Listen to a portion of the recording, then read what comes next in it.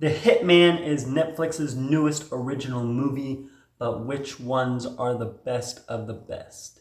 Hello everybody, my name is Jesse and welcome back to my channel, or if you're new here, welcome. Hitman is Netflix's newest original movie that just hit Netflix a couple of weeks ago, and I loved it. I thought it was one of Netflix's best movies in a very long time. And then I decided to do a ranking of my top 10 favorite Netflix original movies. So in this video, I'm going to give you my official ranking of my top 10 favorite Netflix original movies. Starting at number 10, I have El Camino, a Breaking Bad movie.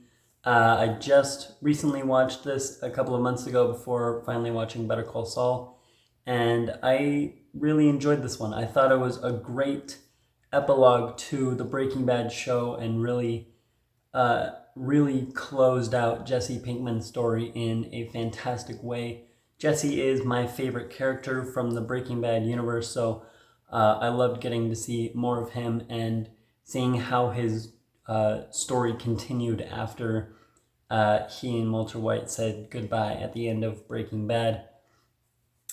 So I really enjoyed this one. The character of Todd is back in this picture, and I just really liked this kind of story of Jesse being on the run from the cops and having to go into hiding and finally getting an end to his arc and his story.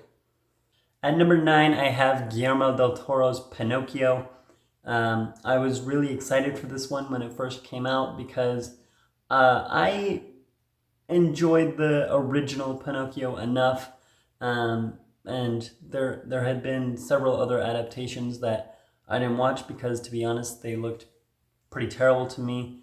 And then we finally got this one that was new animation, new direction, a new story overall, really.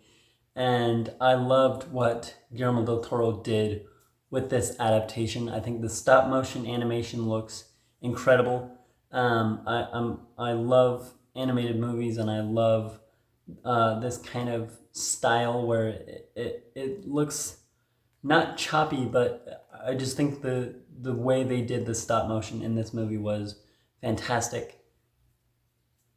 Ewan McGregor is fantastic as this kind of Jiminy Cricket type character, and I love how they set it during World War II in Italy. It adds that kind of war movie element to it, and it's a little bit of a darker story than we've seen in any other Pinocchio adaptation, which I really enjoyed. At number 8, I have the movie that inspired this list, Hitman, the newest Netflix original movie, and I really enjoyed this movie. Like I said at the beginning, I think this is one of Netflix's best movies in a very, very long time. Glenn Powell steals the show. He's, as charismatic as ever, as he always is, and I think he just plays this role really well. The lead actress, I'm not sure how to pronounce her name, but also she absolutely nails it, and I just think the chemistry between both of them is the best part about the movie. It's a fantastic romantic comedy, and I just really enjoyed the story. There's not a ton to say on this movie. I did a short review on it a couple weeks back when it came out. You can check that out. But I really enjoyed this movie. At number 7, I have All Quiet on the Western Front. Again, absolutely love this movie. It's become probably one of my favorite war movies. I've seen it twice now, and I just love absolutely everything about this movie. I love the story. I love war movies, and this movie just absolutely nails it. They really give an accurate feel of the trenches and war and the battlefield wars. Everything in this movie it's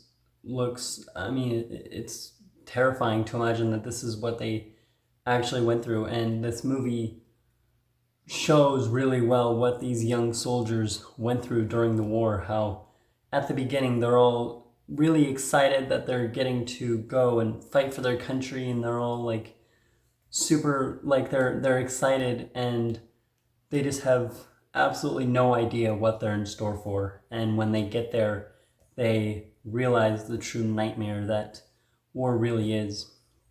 And so I like how they showed that.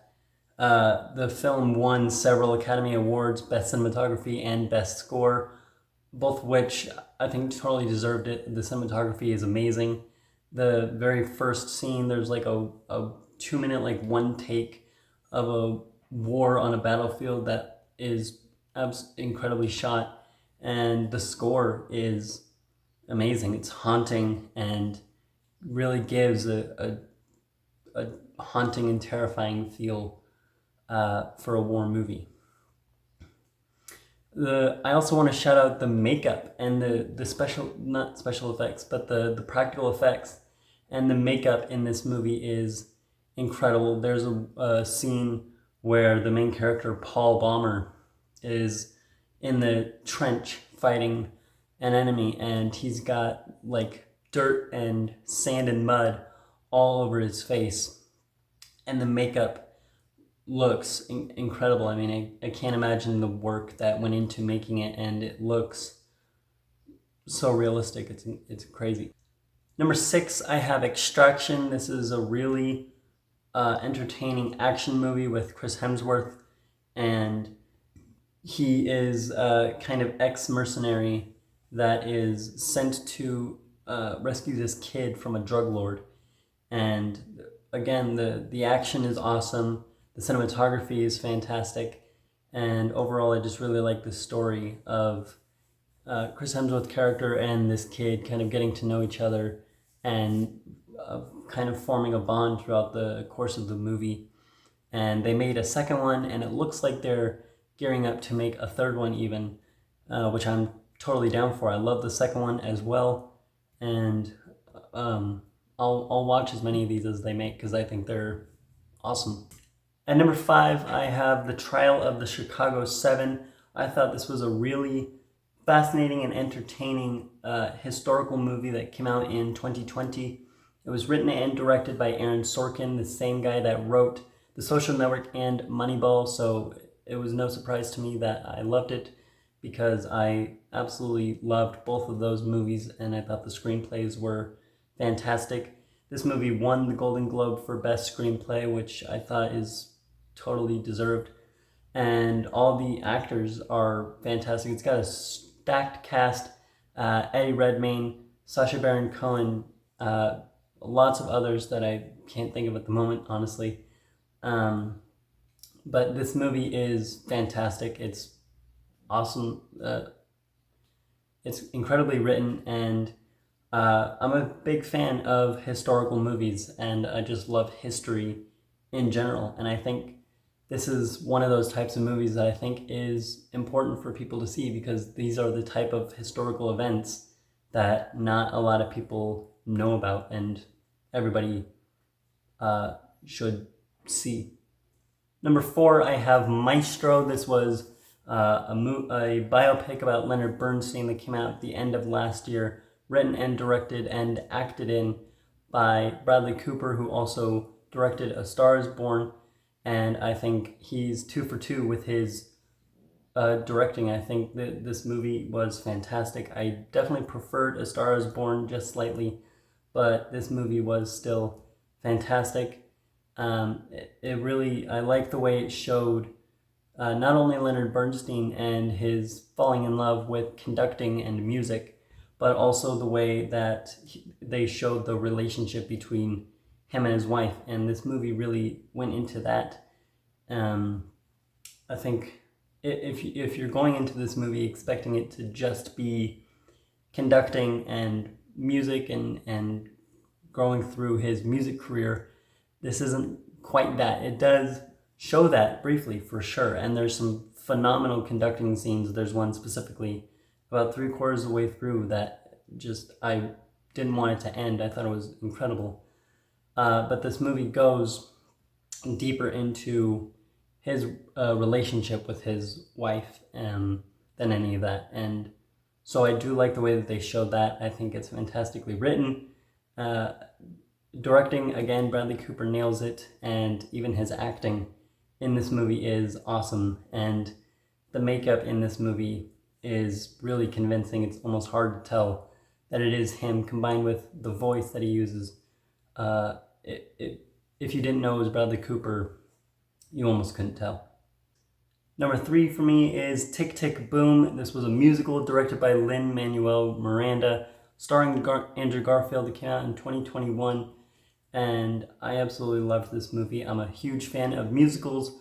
I love Andrew Garfield, so those two pieces together created a movie that I absolutely loved.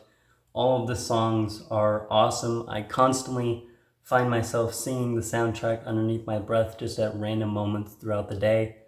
I haven't been able to stop thinking about this movie since it came out, honestly, and I absolutely loved it. I think Andrew Garfield totally deserved the Oscar over Will Smith, and I just think overall everything was brilliant in this movie.